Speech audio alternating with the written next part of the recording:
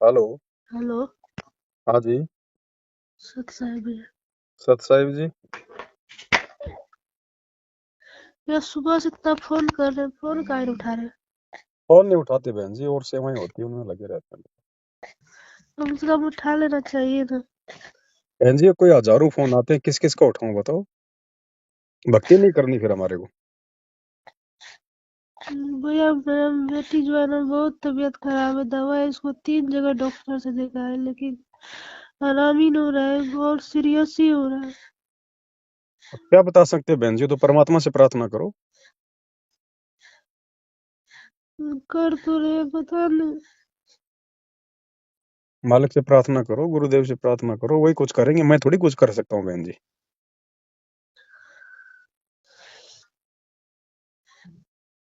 ये ये भी आपकी कमजोरी है जो आप मेरे से पूछ रही हो इस प्रकार की बातों के लिए। भाई ना मैं कोई गुरु, ना मैं कोई डॉक्टर, मैं आपको क्या बताऊंगा।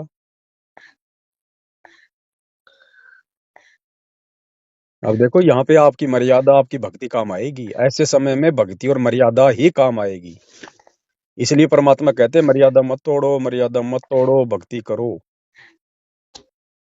अब मुसीबत में पता नहीं ऐसा क्यों हो रहा है, जबकि ऐसा कभी हुआ ही नहीं। तो ये तो हो सब। सकता है, तो किसी को भी हो सकता है बहन जी। हरी बीमारी तो किसी को भी हो सकती है, कौन सी बड़ी बात है। और जब आज डॉक्टर को दिखाने गए तो बोल रहे हैं कि एसिडोफिलिया बढ़ा है, और अब कुछ भी हो ब्लड में। सकता है, ये शरीर है अड़मास का है, इसमें कोई भी रोग लग सकता है। हर आत्मा का असंख्य जन्मों का क्या पता क्या क्या संस्कार है। आपको तो अपनी बेटी दिखाई दे रही है, क्या पता पिछले जन्म में वो कसाई थी, उसने लाखों जीव मार रखे हैं, तो क्या अपना कर्म नहीं भोगेगी। ठीक नहीं हो रही है, बस दवाई दे रहे, ठीक नहीं। अब ठीक होना नहीं होना ये उसके कर्मों के ऊपर है, ये गुरु जी के ऊपर है। माता पिता अगर मर्यादा में रह के भक्ति करेंगे तो परमात्मा बच्चों को भी ठीक ठाक रखता है। अब ये तो आप देखो, आपने आपकी मर्यादा क्या है, आपकी भक्ति क्या है, उसी हिसाब से परमात्मा दया करेगा। ऐसे थोड़ी कि मुसीबत आई और हम गुरु जी के आगे चिल्लाएंगे तो गुरु जी हमारी बातें सुन लेंगे। 30 साल से गुरु जी चिल्ला रहे हैं, हमने भी तो उनकी सुननी पड़ेगी। अगर हमने उनकी सुनी है तो वो भी हमारी सुनेंगे। और इन चीजों को लेके बहन जी, अगर आप इस प्रकार से, अगर ये कमजोरियां हैं, ये बच्चों को लेके इस प्रकार से अपने मन में ये उदास हो जाना, चिंता पान लेना, तुम्हारा सतलोक जाने का नंबर आएगा। 2 दिन पहले तुम्हारा बच्चा जो हमल की बीमार कर देगा, फिर क्या करोगी तुम, डूब जाओगी अपने बच्चे की चिंता में। भाई तुम्हारे हाथ में क्या है। अगर तुम हॉस्पिटल में हो तो डॉक्टर के हाथ में है, और अगर तुम मर्यादा में हो तो भगवान के हाथ में है। तुम्हारे हाथ में क्या है, कुछ भी नहीं है। भक्ति है, मर्यादा है। अगर भक्ति मर्यादा ढंग से की होगी तो परमात्मा कोई साथ देगा। रोने धोने से परमात्मा नहीं सुनता किसी की बहन जी। आए दिन 5-5 10-10 साल की बच्चियों के बलात्कार होते हैं, क्या परमात्मा सुनता है क्या उनकी? क्योंकि भक्ति से वो खाली पड़े हैं। तो ये भी कमजोरी है। और ऐसे समय में, मुसीबत के समय में अपने किसी गुरु भाई को फोन करना, ये सबसे बड़ी कमजोरी है। ऐसे समय में तो जानबूझ के किसी भगत को फोन नहीं करना चाहिए कि जो देखा जाएगा, मेरे गुरु मेरे परमात्मा जो करेंगे वो करेंगे। उन्हीं से अर्ज, उन्हीं से प्रार्थना करनी चाहिए। ये भी कमजोरियों में आता है। अब मैं क्या बताऊंगा बताओ, मैं तो थोड़े दिन पहले खुद मैं तो बीमार पड़ा था। मैंने फोन किया किसी के पास में कि मैं क्या करूं, मैं क्या करूं। ऐसे समय में अपनी भक्ति, अपनी मर्यादा, अपना दान पुण्य आता है काम बहन जी। अब ये परमात्मा के ऊपर है। वो आपकी जो बेटी है या बेटा है, उसके अपने संस्कार के ऊपर निर्भर है। माँ बाप के संस्कार अलग हैं, बेटा बेटी के संस्कार अलग हैं। क्या पता पिछले जन्म में वो डॉक्टर जो तेरी बेटे का इलाज कर रहा है, वो क्या पता वो आपका बेटा हो, वो आपका बाप हो। आपको पता है कुछ इन बातों का? ये परमात्मा को पता है। वो परमात्मा देखेगा अपनी आत्मा के साथ में क्या करना है, क्या नहीं करना है। ये हमारी कमजोरियों में आता है ये, इस प्रकार से चिंतित हो जाना।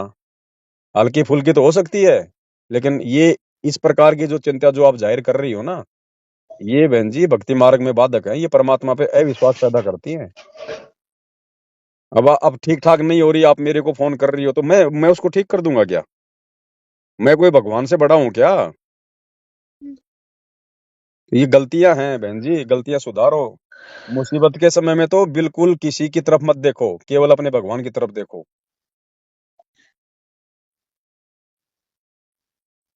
और अगर उसका जाने का समय होगा, उसका संस्कार ऐसा कोई है आपकी बेटी का या बेटे का, अगर उसको मरना है, शरीर छोड़ना है, तो तुम उसको तो तुम उसको रोक लोगी क्या? तो परमात्मा जो करेगा अच्छा करेगा, उसको ठीक करे, चाहे उसके शरीर छुड़वाए। वो मालिक की मौज है, तुम क्यों टेंशन ले रही हो बहन जी? ऐसे ऐसे बेटा बेटी ना जाने तुमने लाखों पैदा पैदा कर करके छोड़ दिए। कमजोरियों में है बहन जी, ये कमजोरियां हैं, बात नहीं बनेगी, मार खा जाओगी। इसी कारण तो सब जब से नाम लिए सब तो साथ छोड़ ही दिए, बोल रहे पूरा घर वाले भी कोई साथ नहीं दे रहे। कोई साथ नहीं देगा, यहाँ तो कोई किसी का साथी नहीं है। गुरुजी ने 30 साल हो गए समझाते हुए कि तुम्हारा कोई साथी है क्या भगवान के अलावा? बार बार गुरुजी कह रहे हैं बच्चों तुम बिल्कुल लावारिस हो, लावारिस है, तुम्हारा कोई साथी नहीं है यहाँ पे। तो फिर तुम किसके साथ की उम्मीद कर रही हो? तो तो आज इसको डॉक्टर के लिए दिखाने के लिए भी रुपया भी नहीं होता है। कुछ भी नहीं है तो अपने भगवान के आगे हाथ जोड़ के बैठ जाओ, वो भी तुम नहीं कर पा रही। जब डॉक्टरों का डॉक्टर तुम्हारे घर में बैठा है, क्या वो ठीक नहीं कर सकता? क्या उसने ठीक नहीं किया उसने लोगों को? हमारी श्रद्धा में, हमारी भक्ति, हमारी हमारी मर्यादाओं में कोई जो है वो त्रुटि होती है।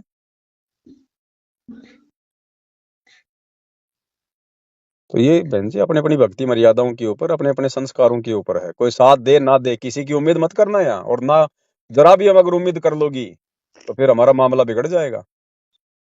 यहाँ तो बिल्कुल अपने गुरुजी पे छोड़ के चलो, अपने गुरुजी पे, किसी से नहीं। अगर आप भूखी मर रही हो, 5 दिन से कुछ नहीं मिल रहा, और अगर कोई आपके सामने अगर कोई लेके आ जाए खाना दाना, बिल्कुल नहीं लेना, नहीं भैया, नहीं लूंगी आपका, मैं नहीं खाऊंगी ऐसे, या तो अपनी मेहनत का, या मेरा भगवान देगा तो खाऊंगी।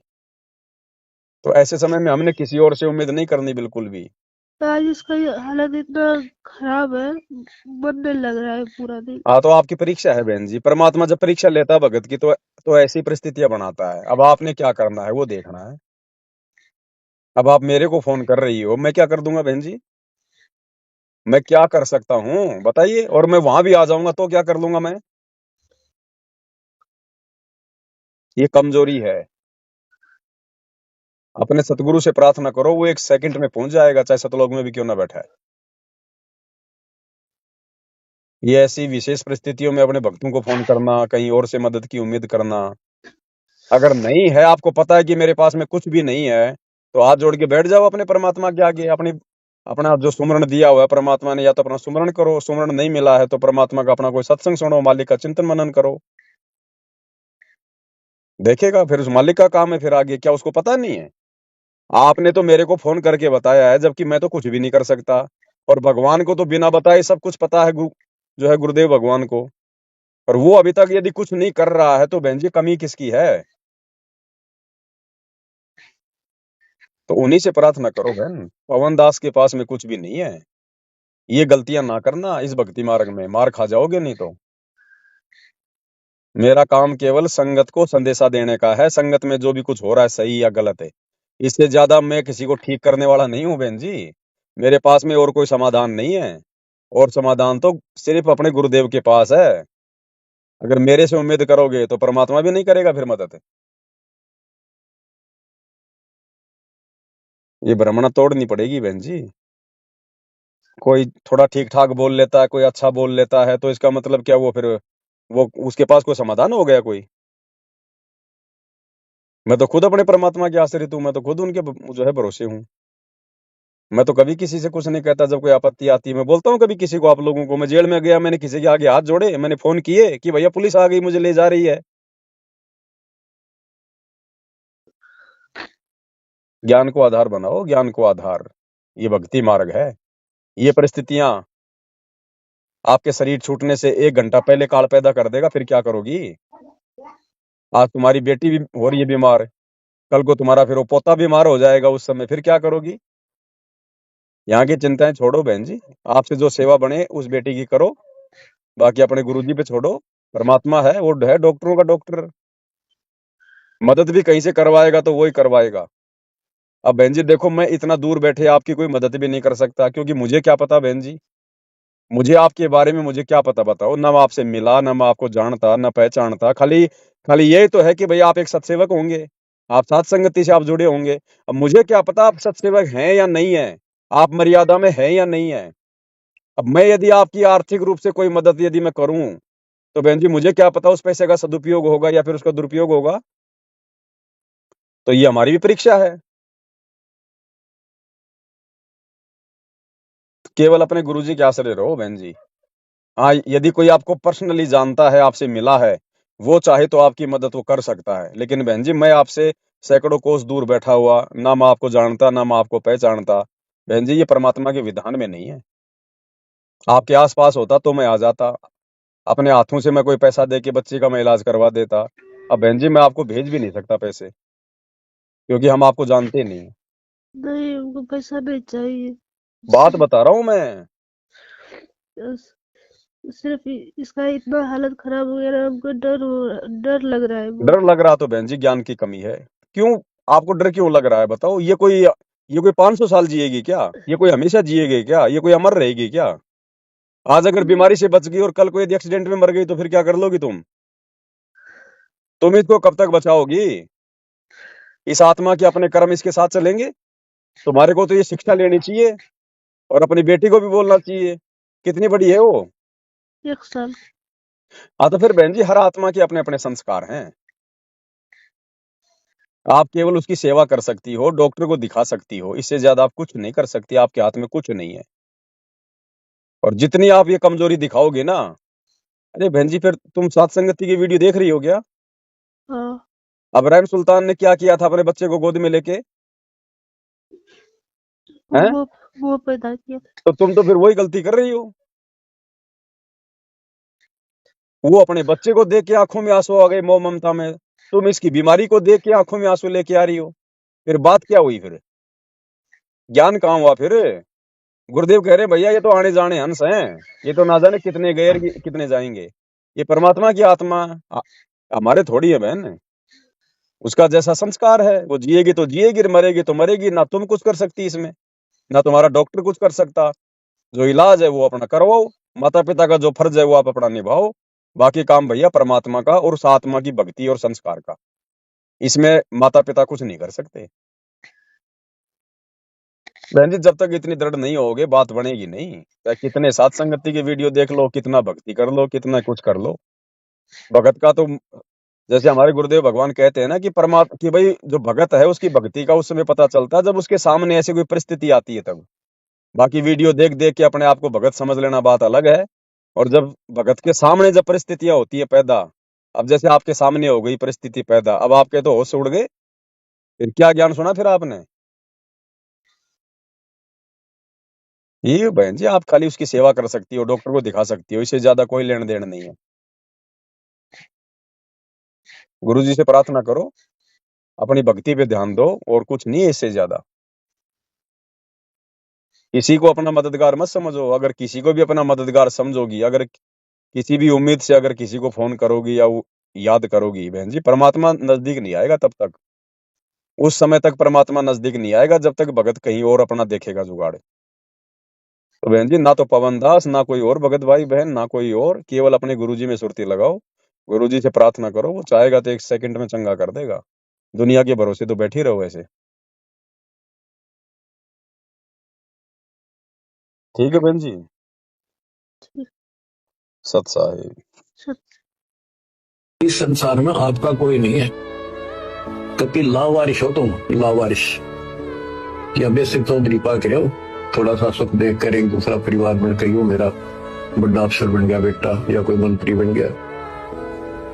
अब कोई आपत्ति आ गई ना और यहाँ से संसार छोड़ कर जाना पड़ गया, जब पता चलेगा तुम्हारा वारिश कौन है। तुम्हारा वारिश कबीर भगवान है, उसकी तुम सपने भी ना लेते, पर झूठे इस संसार के नातों को इनको महत्व देते हो। जगत का पेख ना पेखा, धनी का नाम ना लेखा। खिड़की दे रोएगी सुरता तो तुम चल देगी अकेली, टक्कर मार कर रोएगी जब सारे संसार ने छोड़ कर जाएगी अकेली। ये कोई साथ नहीं बनेगा तेरा। तो ये बातें याद रखने की है, ये कहने सुननी नहीं है।